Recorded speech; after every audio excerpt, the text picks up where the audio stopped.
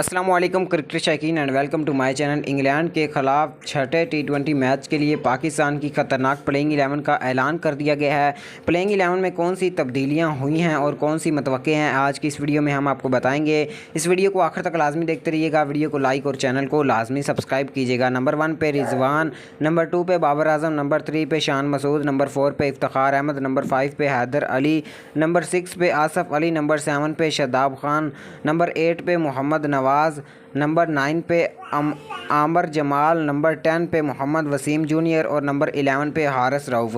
तब्दीलियां कौन सी हुई हैं? खुशदिल शाह को टीम से आउट कर दिया गया है और उसकी जगह आमर जमाल को टीम में शामिल कर लिया गया है। अब चांसेस नज़र आ रहे हैं कि इफ्तिखार अहमद को भी टीम से आउट किया जाएगा और इफ्तिखार अहमद की जगह टीम में शुएब मलिक को शामिल किया जाएगा। छठे मैच के लिए पाकिस्तान की प्लेइंग 11 आपको कैसी लगी, कमेंट सेक्शन में हमें ज़रूर बताइएगा। मज़ीद खबरों के लिए हमारे चैनल के साथ जुड़े रहिएगा। अल्लाह हाफिज़।